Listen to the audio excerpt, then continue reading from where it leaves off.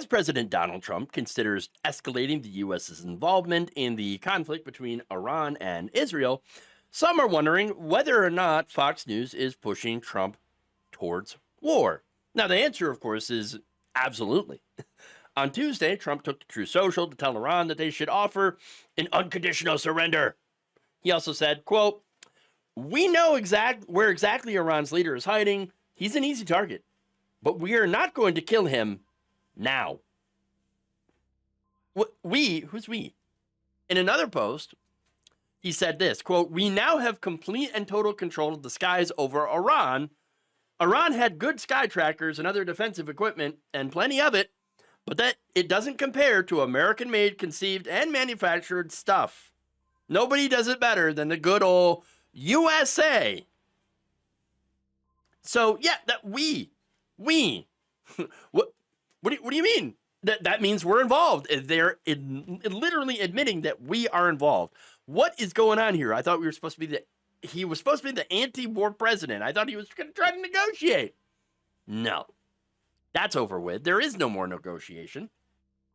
Trump demanded that Iran stop enriching any and all uranium. Now, we can't let them get a bomb. We can't. Mushroom clouds. Last 30 years, Netanyahu's been claiming that, they're so close. They're months away from getting a bomb. Mushroom clouds. Be scared. Thing is, though, look, I'm going to get into details here about nuclear weapons, what it takes. You need to have weapons-grade uranium. And in order to get it, you've got to separate out the U-238 and the U-235. The U-235 is actually the fissile material that makes it go boom. Okay? It creates that chain reaction. Well, when you dig up uranium, it doesn't just come bomb ready. No, you have to separate out those, the U-238, 235. I believe there's 234 in there as well. And so the enrichment process is what makes that fissile material, what separates it out that you can use it in a bomb. Now, that enrichment process, of course, is very expensive. It's time-consuming and creates a lot of waste. Yes, radioactive waste. So that's a problem. Now, using your uranium for domestic energy purposes is a little bit different. There's much, much less enrichment required. And that's what Iran says they've been doing. We've just been enriching uranium to the point of where we can use it in our nuclear power plants. That's it. Look, at the end of the day, as I mentioned, you can't just dig up unrefined uranium and use it in a nuclear bomb. It wouldn't work. Uranium naturally has a U-235 content of about 0.7%. Meaning that, again, you've got to enrich that uranium if you want to use it. To make reactor fuel, for example, you need to enrich it, that U-235 content, to about 3 to 5%. To make a bomb, well, you would need to get up to 93%. That's a big jump. Now, again, Iran, under the Nuclear Non-Proliferation Treaty, to which they signed, we didn't, the United States did not, Israel did not sign it. So, it is kind of funny that we're policing these other countries when we are not a signatory on this agreement. Yeah, I know. But look, nonetheless, under that non-proliferation treaty, Iran is allowed to enrich uranium to a certain extent in order to use it for their own power plants, their own energy. And by the way, even under the nuclear deal, okay, this is the Obama administration nuclear deal, okay, that strictly controlled how much Iran was allowed to enrich. And there were, of course, constant UN inspections to verify that they were following the guidelines put forward. Now, who ripped up that agreement? Donald Trump. He ripped it up. Now, that, of course, was cheered on by Netanyahu for the longest time. Again, 30 years has been pushing for war with Iran. Now he's got one, and now he wants us involved. Which brings us to Trump, who saw the attacks on Fox News and was impressed like a child and is now saying, yeah, oh, yeah, I'm all in favor.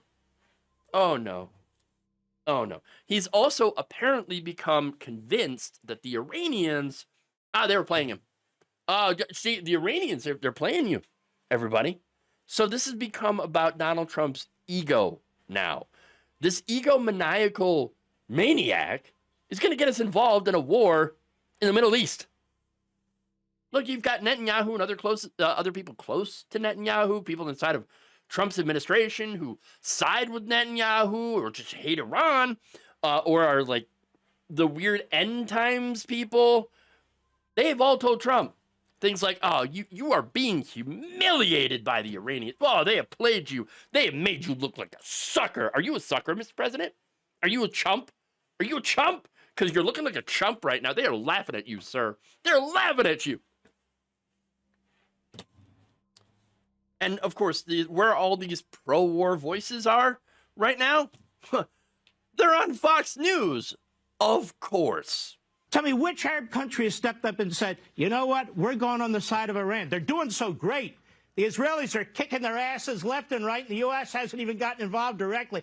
Yeah, so where are they? They're nowhere. How about China? Nowhere. How about Russia? Nowhere. What happened to World War III? There is no World War III. They all sound like a bunch of Marxist Islamists. They don't sound like patriotic Americans. Let me be clear. This is good versus evil. You're either a patriotic American who's going to get behind the President of the United States, the Commander-in-Chief, or you're not. This is black and white. You're either on the side of the red, white, and blue, or you're on the other side. It's that simple. And there it is. Oh, yeah, you were either on the side of red, white, and blue, or you were on the side of the terrorists. Man. And it's not the only one. You had, of course, Clay Travis, who went on Sean Hannity's Fox News show. Hannity, of course, cheering for this war as well. Here it was on Tuesday night saying, President Trump is probably watching. We have to attack Iran. We have to do it. We can't go halfway here. Oh, my goodness. And right now, that is basically the majority of Fox News opinion. Laura Ingraham and all of them basically fully on the side of going to war with Iran. And we know how much Donald Trump watches Fox News. We know he's obsessed with cable news, and cable news is and always has been obsessed with going to war. And there it is. There are broken clocks here, obviously, on MAGA. There's Steve Bannon. He's against the war. Tucker Carlson, Marjorie Taylor Greene, Thomas Massey, Candace Owens. And then those people, and many more, by the way, and they're against the Fox News establishment. Miriam Adelson, of course, a huge Trump backer. Lindsey Graham, who never met a war he didn't like. Ted Cruz, Laura Loomer. You also have others that are not as well known. And for example, General Eric Kurilla, who is basically he's a Zionist. In fact, Dan Caldwell, a former Trump appointee at the Pentagon, was on Breaking Points Monday and said this about Kurilla, quote, based on my experience with him, he takes a fundamentally different view of the importance of the Middle East than a lot of other people in the administration. And he also, I think, believes that a military campaign against Iran will not be as costly as others. Understand, we say, oh yeah, no, military campaign against Iran, it's going to be fine. They'll greet us as liberators, everybody. Remember that from Iraq? They're going to greet us as liberators. It'll be great. It won't be that costly. You'll be in and out immediately, and everything will be fine. No. Iran is much bigger than Iraq. Much more militarily capable than Iraq was. This would be an absolute disaster. It would be a morass, okay? We would be stuck in the quagmire of what we have created on behalf of Israel, okay? No, a foreign country, by the way, who unilaterally took the steps to attack a fellow country. He also says, I don't think it's a coincidence you see a lot of the pressure ramping up to do something prior to his retirement time, said Caldwell. By the way, Kurilla also saw the U.S.'s expanded military support for Israel following October 7th, the 2023 attack on Israel by Hamas. And he has also repeatedly visited Israel to coordinate U.S. cooperation in the military operations or genocide happening in Gaza, and of course the attacks in Lebanon. Now, that guy, by the way, it's important to point out that that guy was also in the Biden administration. Okay, he didn't just get appointed by Donald Trump. He was also in the Biden administration. He had planned with planned Israeli strikes on Iran, planned with them, and of course under Trump. There was basically no change. He still continued to push for military strikes on Iran, and he might get it now. Very, very possible that he's going to get it. He has a lot of influence in the Trump administration. According to one source, everyone knows his name, and the leadership is engaging with him over Pete Hegseth because Pete Hegseth is useless. Well, to be fair, that is correct. He is useless because he's probably drunk at all times. All right. But yes, useless, feckless, drunk, yes, man. And then you've got this guy who's like, yes, war with Iran. Yes, I've been pushing for this. I got to have it before I retire. Because he's about to retire.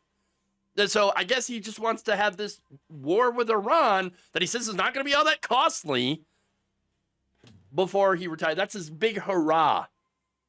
No, my God. It is not looking good, folks. It is not looking good at all. So at the end of the day, we may very well end up getting into a horrific, disastrous war with Iran because we are not only led by some of the dumbest people that we've ever been led by, but now some of the most bloodthirsty. Buckle up, everybody. It's going to be a rough ride.